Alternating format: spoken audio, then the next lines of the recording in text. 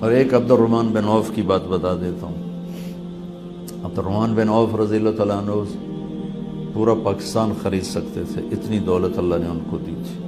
ان کو اللہ کے نبی نے دعا دی تھی جس کی وجہ سے وہ کہتے میں مٹی کو بھی ہاتھ لگاتا ہوں تو سونا بن جاتا. تو ان کو اللہ کے نبی نے ٹائٹل دیا تھا کہ عبد الرحمن رحمان کا تاجر ہے.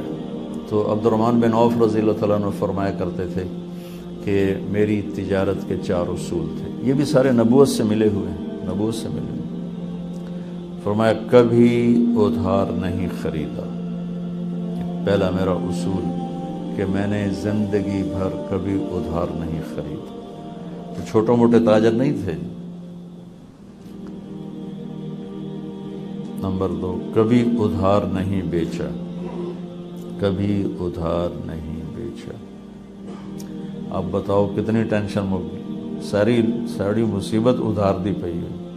کوئی ادھار دینا یا لینا منع نہیں ہے، لیکن آپ حیران ہوں گے کہ میرے نبی نے نافرمان سے نافرمان کا جنازہ پڑھایا، مکروز کا جنازہ نہیں پڑھایا. آپ پوچھتے تھے اس پر قرضہ ہے؟ کہ جی ہے. تمہیں پڑھا.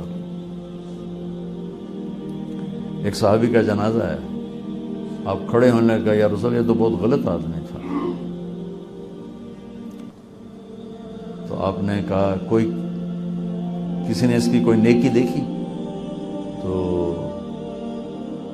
ایک نے کہا جی اس نے اور میں نے مل کر اللہ کی راہ میں پہرا دیا تھا ایک رات.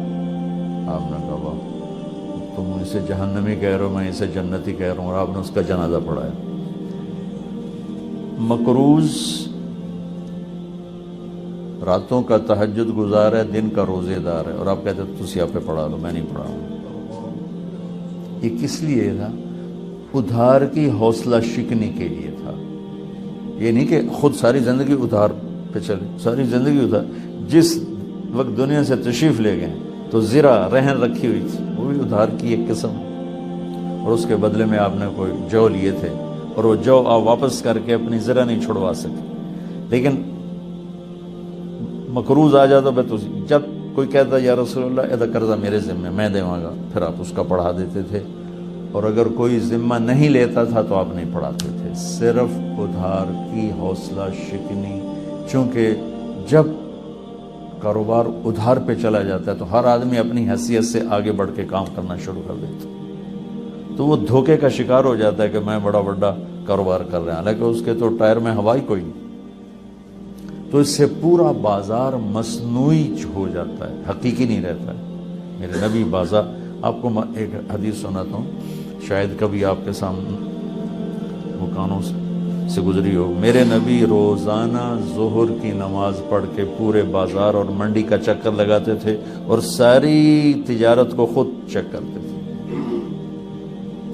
ساڑھے علماء تھا دن اسی تو بازار جاؤنے نہیں سڑی بیچتی. اور میرے نبی روز ظہر کے بعد بازار کا چکر لگا کے منڈیوں کو چیک کرتے تھے. ایک مشہور واقعہ ہے، وہ اسی چیکنگ کا ہے کہ بارش ہوئی تھی، آپ منڈی کا چکر لگا رہے ہیں، غلے کا ڈھیر خشک پڑا ہوا ہے. آپ کو خیال ہے بارش ہوئی ہے کہ یہ خشک کیوں میں پہ؟ تو آپ نے اندر ہاتھ ڈال کے مٹھی نکالی تو وہ ساری گیلی.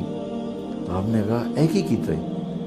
کہا جی وہ بارش کی وجہ سے گیلا ہو گیا تھا تو میں نے نیچے سے خشک اوپر کر دیا، گیلا اندر کر دے بے چلو بے کب کو جاوے. تو آپ فرمایا گیلا باہر نکالو، خشک اندر لے جا. پھر یہ عظیم قول فرمایا من غش فلیس منا، جس نے دھوکہ دیا میری امت سے نکل گیا. امت چکڑ دیتا، جس نے روزہ چھوڑا میری امت سے نکل گیا. کوئی نہیں آتے. جس نے نماز چھوڑی میری امت سے نکل گیا.